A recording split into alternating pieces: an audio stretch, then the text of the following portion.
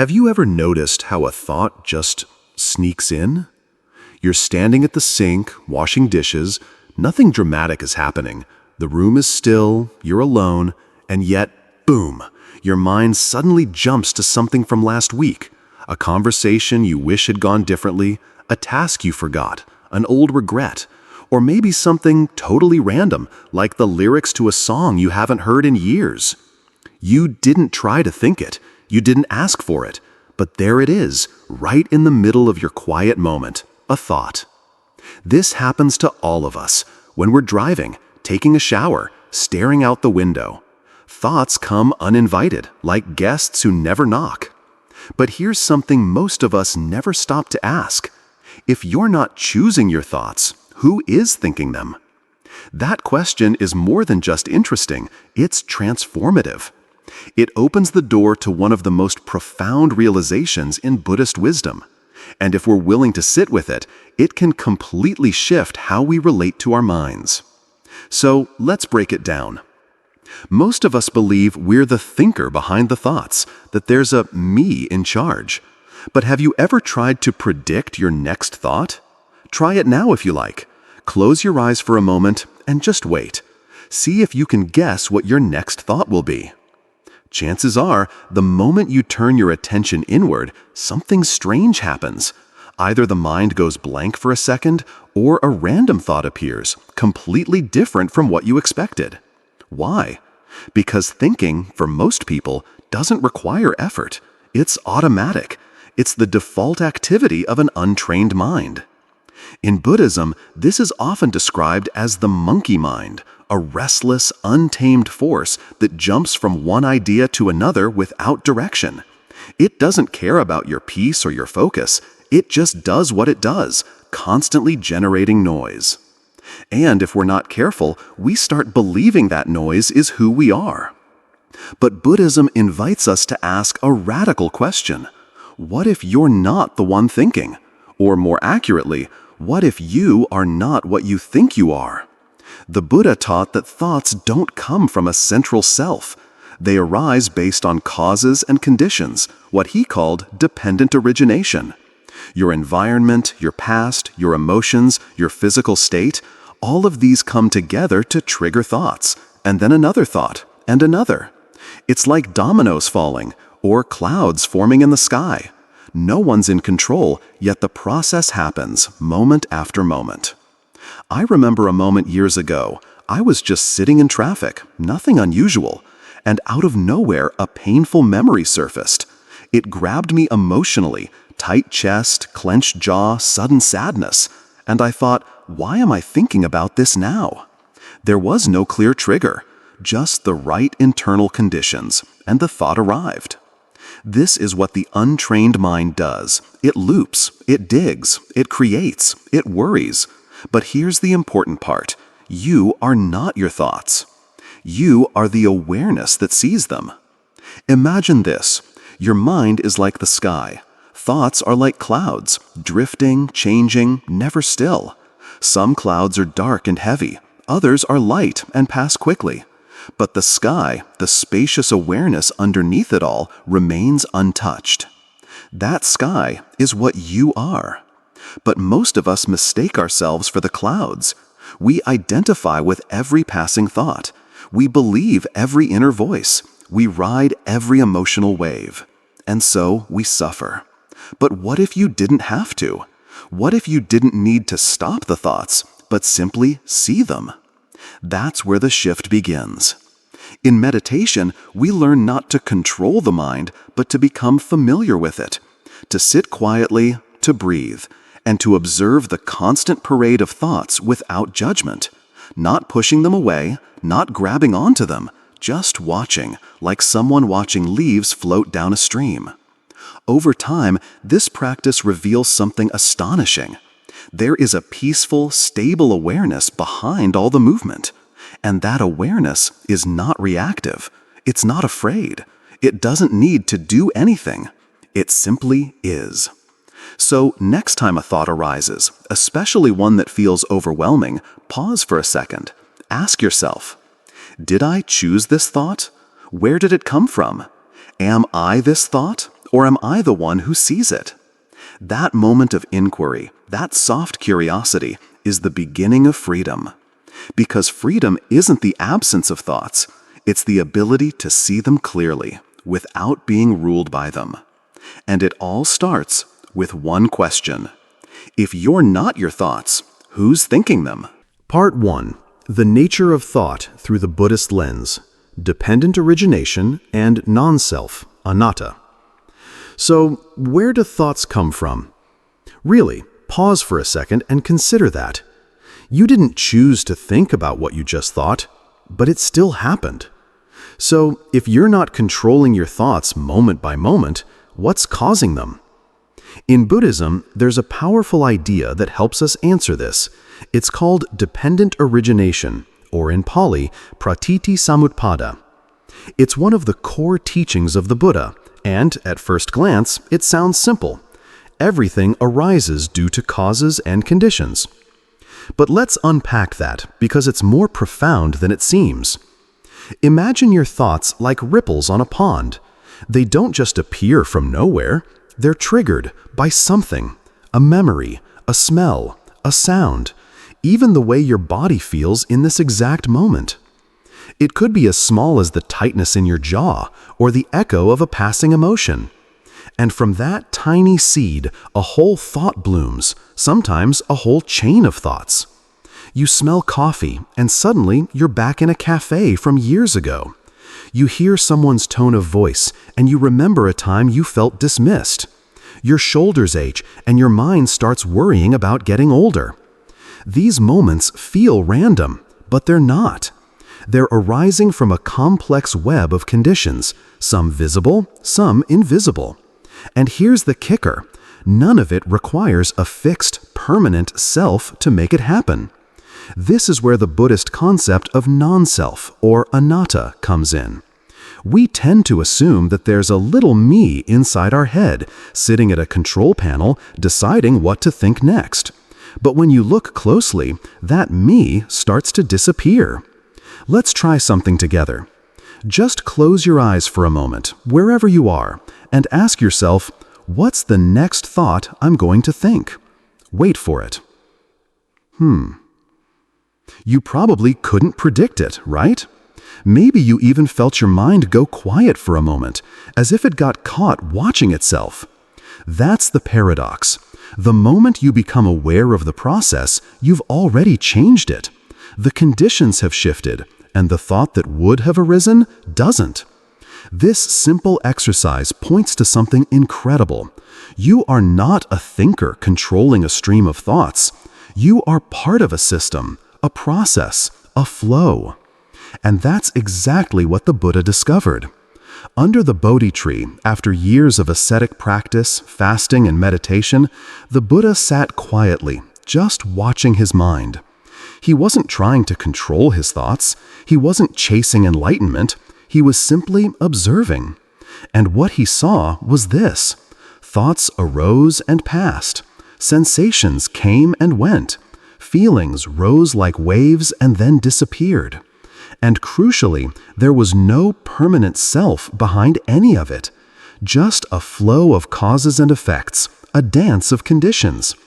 This moment of insight shattered the illusion of a fixed I, and it formed the foundation for one of the most liberating ideas in Buddhist philosophy.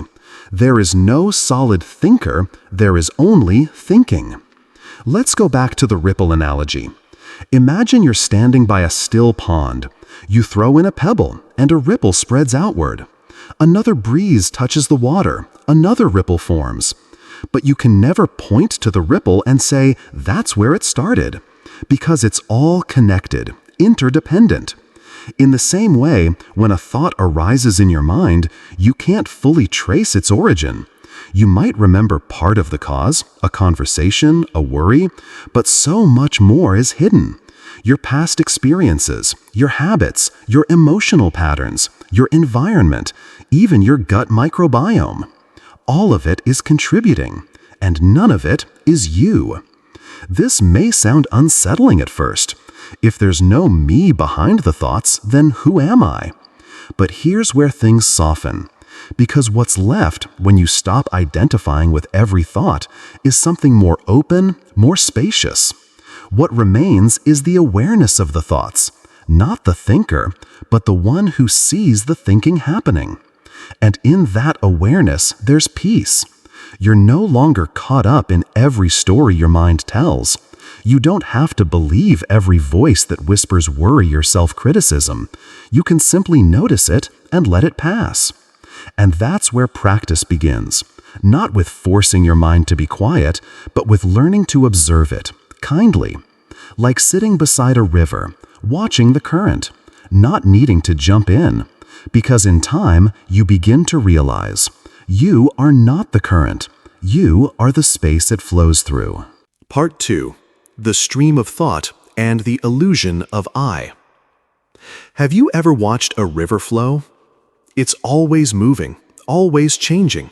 No two moments are exactly the same, and yet we still call it one river.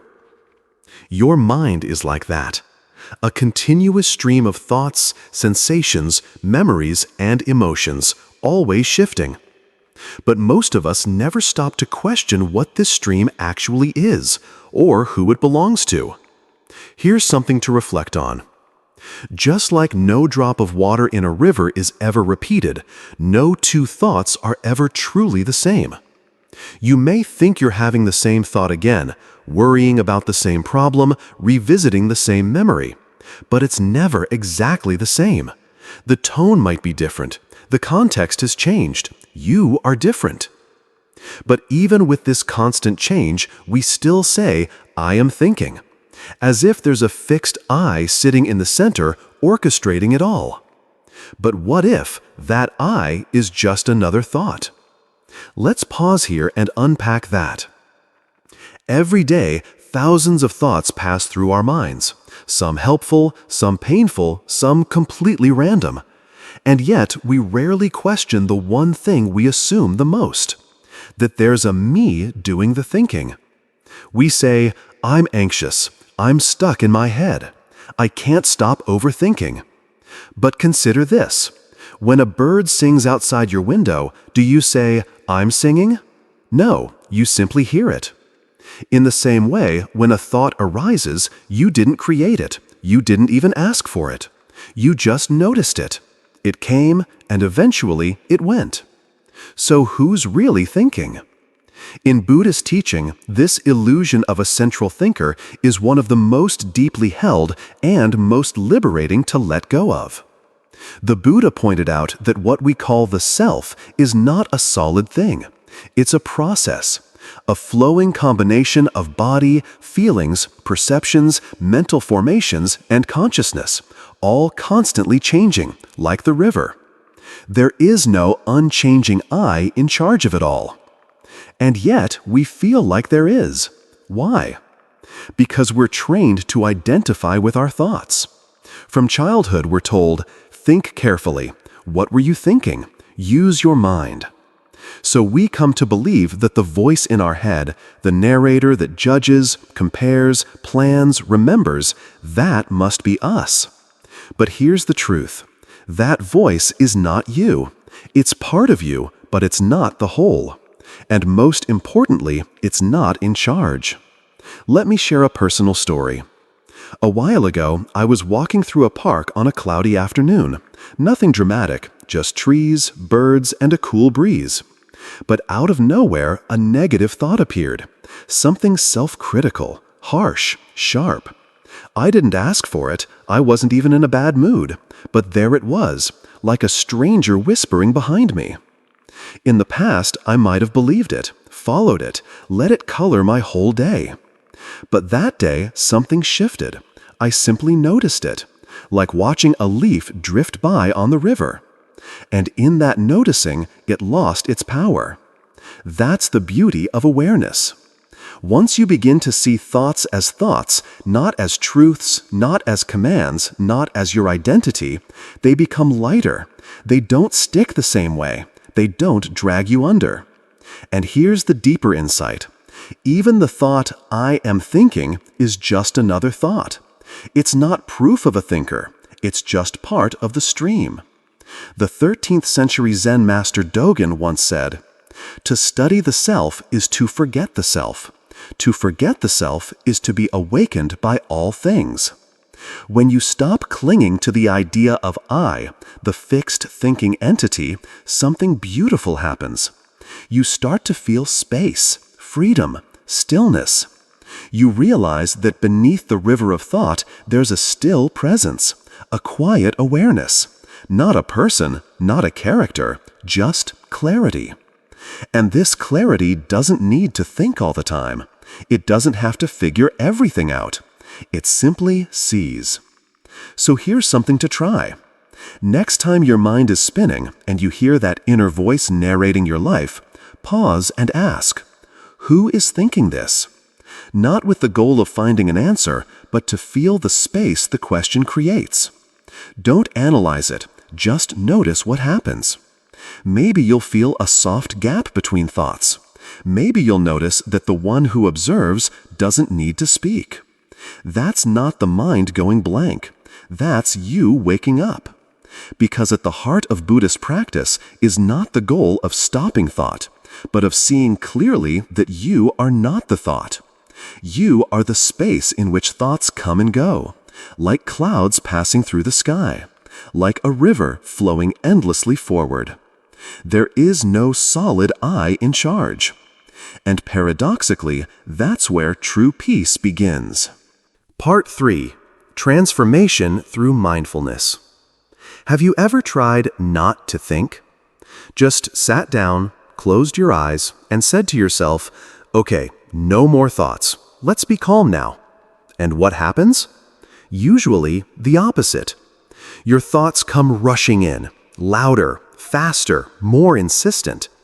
Your mind suddenly becomes a crowded room filled with voices you didn't invite. The more you try to push them away, the more chaotic they become. That's because the mind doesn't like to be controlled. It's like trying to stop a river with your bare hands. The more you resist it, the more it pushes back. This is one of the most common traps in meditation and self-awareness work. We try to force stillness. We treat our thoughts like problems to be solved or enemies to be defeated. But Buddhism offers a gentler, wiser way forward. The Buddha taught that instead of resisting the mind, we can observe it. Instead of fighting the current, we can learn to float. And this approach has a name, sati, what we now call mindfulness. Mindfulness doesn't mean clearing your mind. It doesn't mean being calm all the time. It means being aware, moment by moment, without judgment. It means noticing your thoughts, without chasing them. Feeling your emotions, without being consumed by them.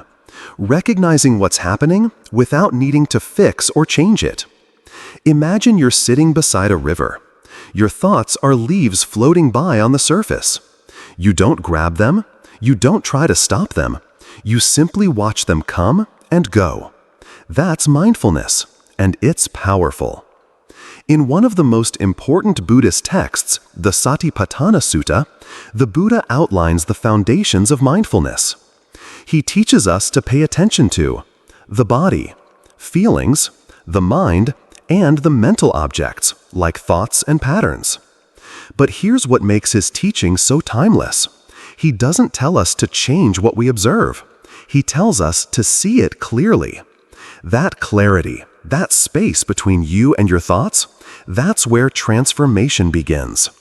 And modern science is finally catching up. In the 1970s, a researcher and meditation teacher named Jon Kabat-Zinn developed something called mindfulness-based stress reduction, MBSR. He took the ancient teachings of mindfulness and adapted them for hospital patients dealing with chronic pain, anxiety, and stress. What he found was extraordinary. When people practiced mindfulness regularly, even just a few minutes a day, their brains began to change. Studies showed reduced activity in the amygdala, the brain's fear and stress center, increased gray matter in areas related to emotion regulation and attention, less reactivity to difficult thoughts or emotions, and most importantly, people felt freer. They weren't dominated by every wave of worry or self-criticism. They could step back and breathe.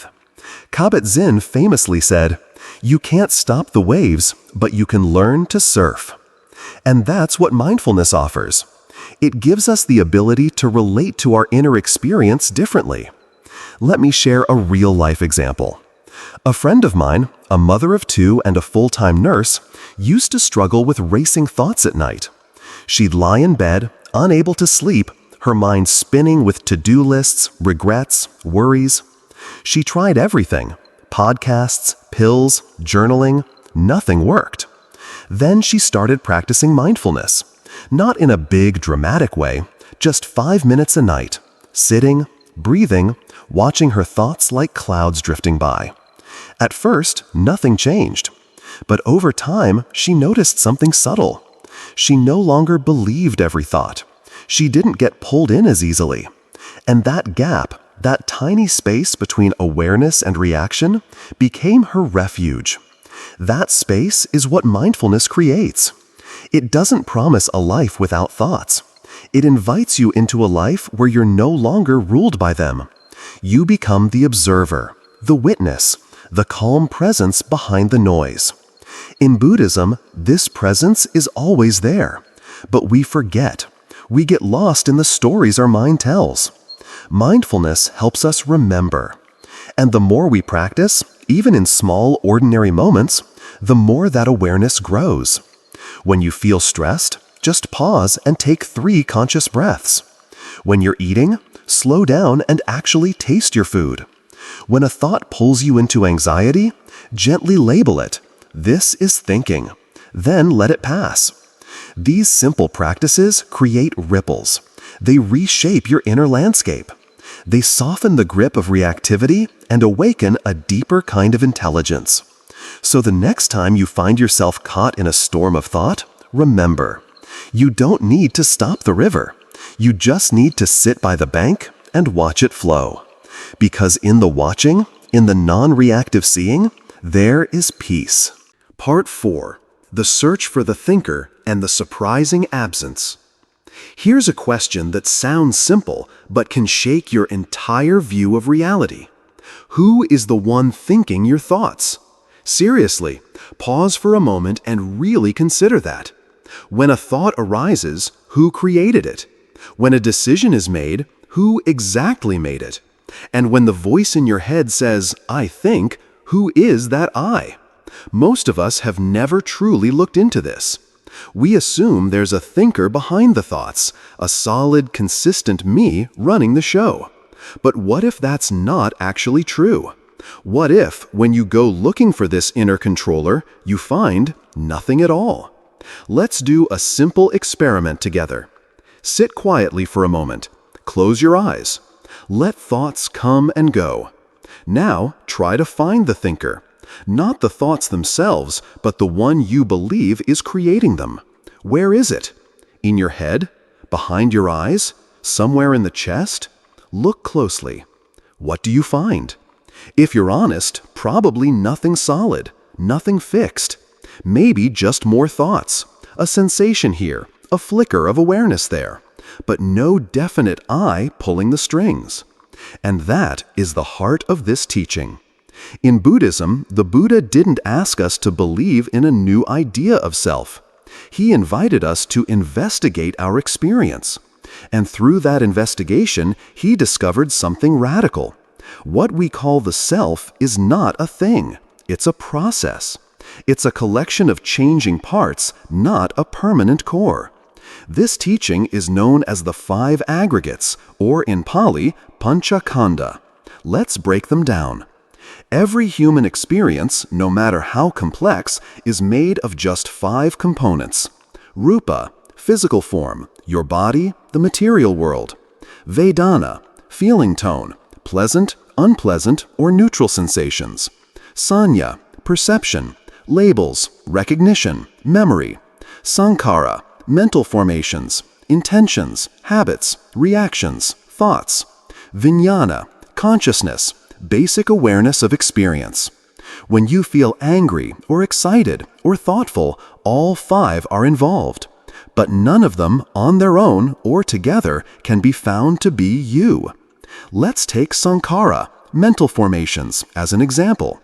That feeling of "I am thinking" isn't evidence of a thinker. It's simply one of many mental events arising within the stream of consciousness. Just like wind blowing through a tree doesn't mean the tree wants to move, a thought moving through your mind doesn't mean a solid self chose it. The Buddha described this beautifully in the Anatta Sutta, the Discourse on Not-Self. In it, he taught his early disciples to examine each of the aggregates, to look deeply, to ask, is this permanent? Can I control it? Is this who I really am? And one by one they realized, this is not mine. This I am not. This is not myself. Let me share with you two powerful stories from the Buddhist tradition that bring this to life. First is the story of Kameka, a wise monk deeply devoted to understanding the self. He spent years examining his experience, body, feelings, thoughts. And one day, in deep contemplation, he said something remarkable. I don't see a self in any of these 5 aggregates, but I still feel a vague sense of I am. He was honest, vulnerable, clear. And yet, over time, even that subtle sense dissolved. Not through force, but through awareness. Through seeing directly that every part of experience is conditioned, temporary, changing, impersonal. Kameka awakened not by adding new beliefs, but by letting go of old illusions. The second story is about Kema, once a queen celebrated for her beauty and pride. Her husband, King Bimbisara, was a follower of the Buddha. Knowing her attachment to appearance, he invited her to visit the monastery. There, the Buddha conjured a vision. A stunningly beautiful woman appeared before Kema, more radiant than herself. But as she watched, the woman began to age. Her hair turned gray, her face wrinkled, her body frail. In a few moments, Kema saw the entire arc of impermanence, youth, aging, death. And something inside her broke open. She realized that beauty, form, and even identity were fleeting. She saw that clinging to them only brought suffering, and she too awakened. These stories aren't about monks or queens. They're about us.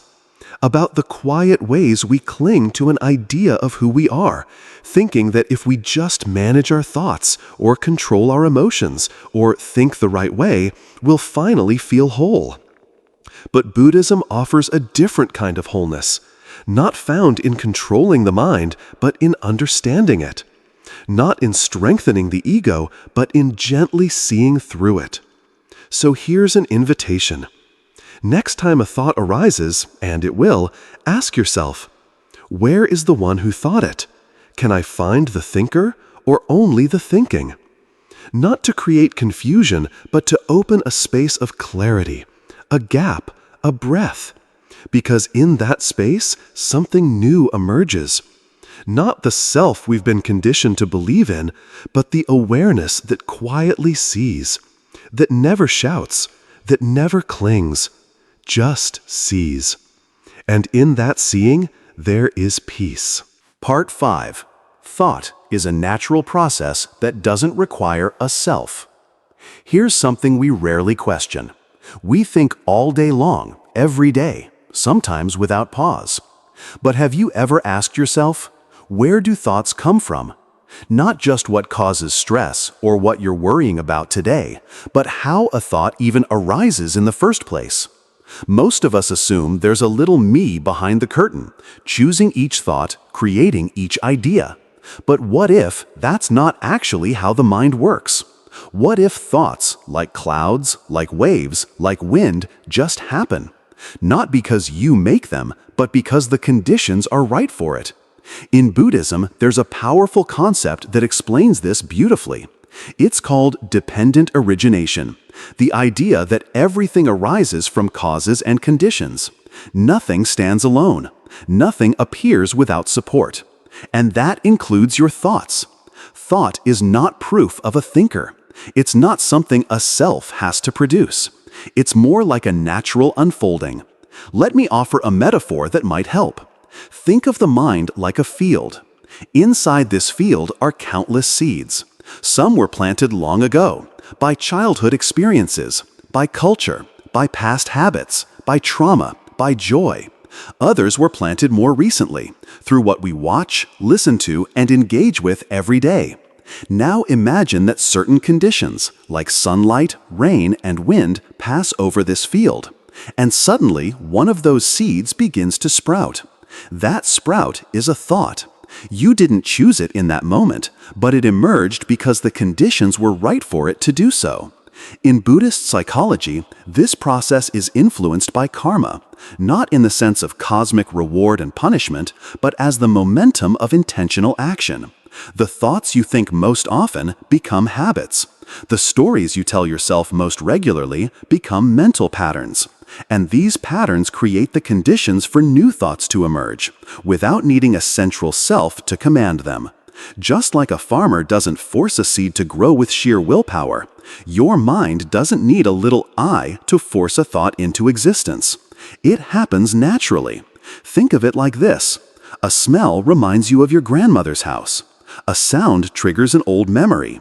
A moment of silence brings up an unexpected insight. You didn't sit down and create those thoughts. They arose because the seed was already there, because the soil was ready, because the rain came at just the right moment. And yet they feel so personal, so immediate, so tied to you. But what if they're not? What if the thoughts you experience are not who you are, but rather what arises within you? The Buddha explained this to a farmer, interestingly enough.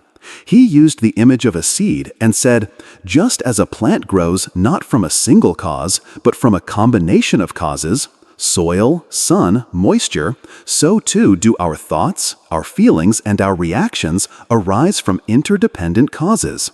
There is no isolated I sitting behind the mind pushing buttons. There is no need for a permanent controller.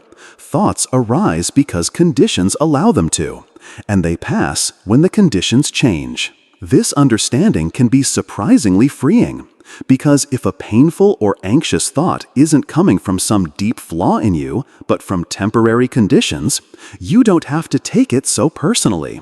You don't have to fight it. You can simply see it for what it is. A process, an unfolding, a wave that will pass like all waves do. Let me share a story. Years ago, I was struggling with anxiety. It wasn't constant, but it would come in waves, unannounced. I kept asking myself, why am I like this? What's wrong with me? But one day during a mindfulness retreat, something shifted. I noticed the thought, what if I fail? Arise, seemingly from nowhere. And instead of reacting, I asked, what brought that up? And I saw it, clear as day. I had read an email from work earlier, I had skipped lunch, I was tired.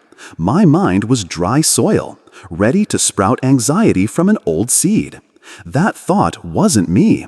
It was just the next thing the conditions produced. And the moment I saw that, it passed. When you begin to observe your thoughts this way, not as commands, not as reflections of identity, but as the result of passing conditions, you begin to loosen your grip. You stop needing to fight your mind. You stop taking every thought as gospel. You start to rest in something deeper. And what's deeper is the awareness in which the thoughts appear. Not the seed, not the sprout, but the space where growth happens. That space is not reactive. It's not anxious. It doesn't judge. It simply sees. And that seeing is where your freedom begins. Part 6. Recognizing the awareness behind thought. We've spent a lot of time talking about thoughts, where they come from, why they arise, how they're not really yours, but more like passing weather across the sky of your mind. But now, let's shift our attention to something even more important, something deeper than any thought could ever describe. There is something in you that doesn't come and go.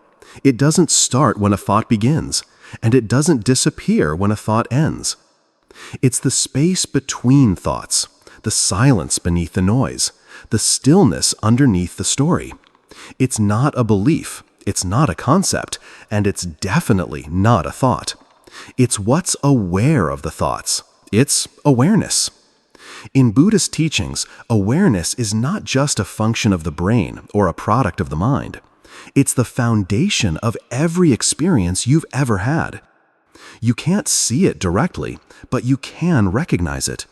It's the one thing that's been present in every moment of your life, even before language, even before memory. Right now, you are aware that you're hearing this. You're aware of your breath, your posture, your thoughts. That awareness isn't doing anything fancy. It's not judging, it's not analyzing, it's just here. Think of it like this. Your thoughts are like clouds drifting through the sky. Some are bright, some are heavy, some stay longer than others. But the sky itself, it doesn't get tangled up in the clouds. It just holds them, patiently, quietly, openly. That's your awareness. In Zen Buddhism, this metaphor is often used to help us understand the emptiness and spaciousness of the mind. The sky doesn't need the clouds. The sky doesn't cling to the storms. And it doesn't celebrate the sunshine any more than the rain. It's just present, always, clear, vast, unaffected. And the more we learn to rest in that awareness, the more we begin to see that we are not the clouds. We are not the noise. We are not the storm. We are the sky. But here's where it gets even more beautiful. This awareness isn't cold or blank or distant. It has a quality. In Buddhism, this quality is called upekkha, often translated as equanimity. It means balanced, steady attention, not numbness, not detachment, but a wise, calm presence that isn't thrown off course by pleasure or pain. Imagine watching waves crash on a beach. You're not trying to stop the waves. You're not afraid of them. You're just present with them. That's upekkha. And it's one of the 4 Brahmaviharas, or sublime states of mind, alongside loving kindness, compassion, and sympathetic joy. And science is starting to confirm what Buddhism has taught for over 2,500 years. When we cultivate mindful awareness, especially when we do so with emotional balance, our brains change. Researchers using brain imaging have found that people who practice mindfulness and meditation show reduced activity in the amygdala, the brain's stress and fear center, increased thickness in areas of the brain associated with self-awareness and emotional regulation, less automatic reactivity to thoughts and emotions. In other words, awareness helps us become less controlled by our minds and more connected to the present moment. I remember reading a study where participants were shown disturbing images while meditating. Those who had practiced equanimity-based meditation didn't suppress their emotions. They simply watched them rise and fall without reacting. Their brains showed calm. Their bodies remained steady. Their awareness held the experience like a sky holds the weather, unchanged by what passed through it. That's the power of trained awareness. So here's a question worth sitting with. What would your life feel like if you didn't identify with every thought that passed through your mind? What if, instead of reacting to every judgment, every story, every fear, you could simply watch it? What if you could breathe, pause, and let awareness see it all without getting caught in any of it? Not to withdraw from life, but to meet it more clearly.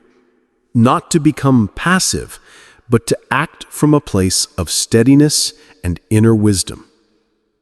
Here's a small story from a mindfulness retreat I once attended. There was a woman who had lost her job just weeks before.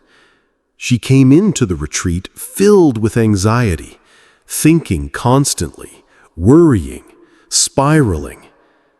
But over the course of the retreat, through sitting in silence, walking in awareness, and doing nothing except being with what was, she said something simple but powerful. The thoughts are still there, but they're not as loud. I can see them now, and that makes all the difference. She didn't change her situation. She changed her relationship to the storm inside. And that's the invitation of this practice. You don't need to stop the storm. You just need to remember you are the sky. Part 7. Applying this wisdom in everyday life. Let's be clear about something right up front. We are not trying to get rid of thinking. Thought isn't the enemy. In fact, it's a beautiful, essential part of being human. It's how we create, plan, learn, and grow. But here's the truth most of us forget. Thinking is a tool, not a master. When used wisely, it helps us navigate life. But when it runs wild, unchecked, unobserved, it becomes noise, worry, and confusion. The goal isn't to silence your thoughts. The goal is to relate to them differently, to use thinking with awareness, intention, and wisdom. In Buddhist teachings, there's a word for this kind of clear, purposeful thinking, yoniso manasikara, often translated as wise reflection or right attention. It means looking deeply, turning your mind toward truth, not away from it, asking the right questions, choosing what to focus on, not out of fear, but out of insight. The Buddha never said, stop thinking. What he said was, be mindful of how and why you're thinking. Be honest about whether it's helping or just spinning in circles. So how do we apply that in real life? Let's take a moment and look at one of the most powerful examples from the Buddhist time, the story of Angulimala. You may have heard the name. Angulimala was a feared outlaw. His name literally means garland of fingers, because he wore the fingers of his victims around his neck. He had killed many. His mind was ruled by rage, delusion, and fear. And yet, he met the Buddha. And something remarkable happened. He didn't get a lecture. He didn't get condemned. The Buddha saw the suffering beneath the violence. He saw a human being who was completely trapped in a broken relationship with his own thoughts and emotions. Through deep presence and mindful teaching, Angulimala changed. He transformed. He became a monk, a peaceful, compassionate person, not by erasing his past, but by changing how he related to his inner world. That's the real transformation we're talking about. Not controlling every thought, but shifting the way you engage with the ones that arise. Let's bring this down to something very practical. Say you're working on a difficult problem, maybe a challenging task at work, or an emotional conversation with a loved one. Your mind is racing, you're overwhelmed. Here's a simple 5-step process inspired by Buddhist mindfulness to move through it with more clarity. Step 1. Set a clear intention. Before jumping in, pause. Ask yourself, what do I really want here? Is it to understand? To solve? To connect? When your intention is clear, your thinking becomes purposeful, not reactive. Step 2. Observe your thought process. As you work or reflect, notice your mind. Watch how it moves. Where does it go? What stories does it tell? Are you trying to solve the issue, or are you spiraling into fear or self-doubt? Just notice with kindness. Step 3. Create space. Sometimes the wisest move isn't to push harder. It's to pause. Step away. Take 3 deep breaths. Go for a short walk. Sip some tea. Feel your body. This isn't procrastination. It's letting the mind breathe.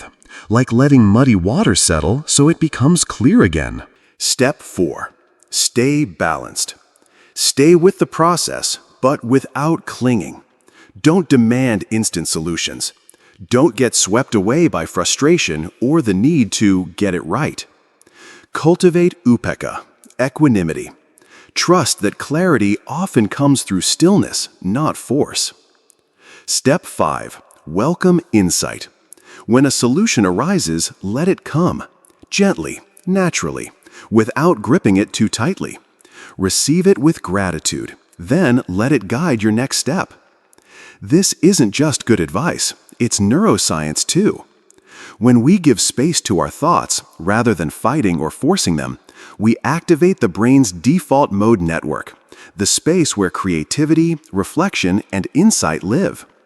But when we're reactive, anxious, or mentally overloaded, we lose access to that depth. So sometimes, the most productive thing you can do is to stop doing for a moment and return to presence. The Buddha illustrated this with one of the most famous metaphors in Buddhist literature, the raft. Imagine you need to cross a river. You build a raft. You use it to get across safely. It serves you. But once you're on the other shore, you don't pick the raft up and carry it around on your back.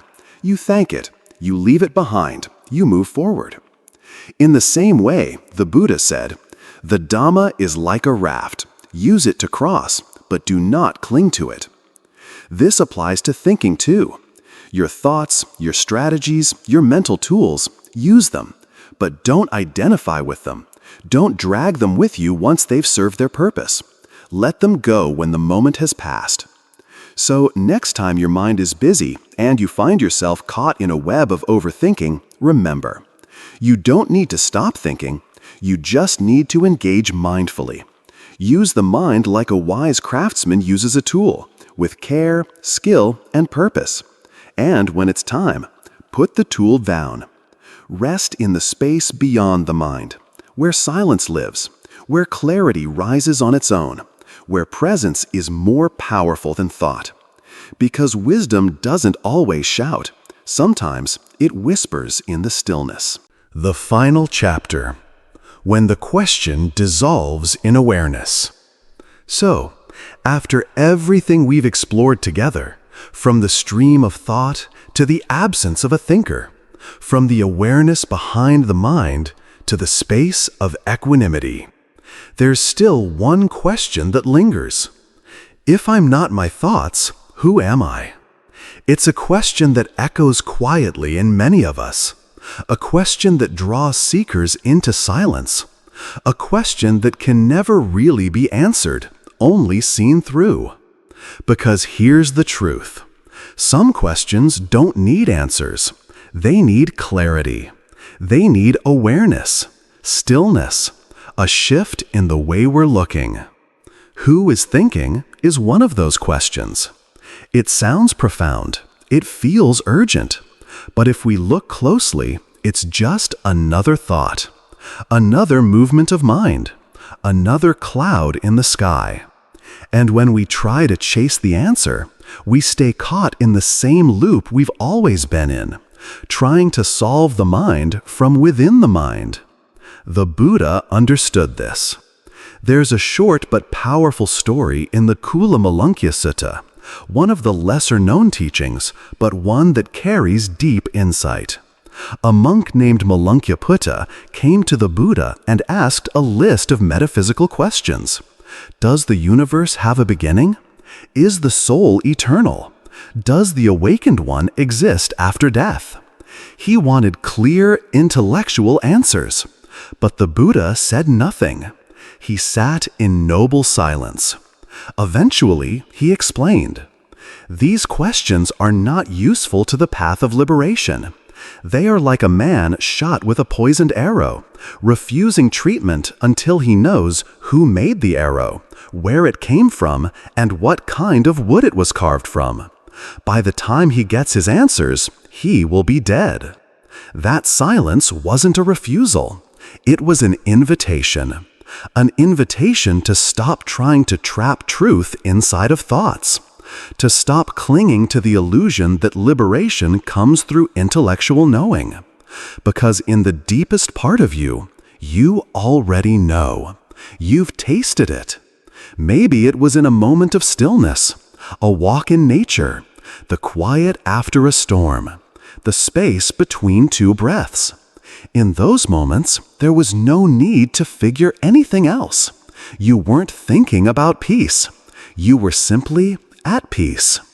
That's what awareness reveals when we stop grasping. And that's the key.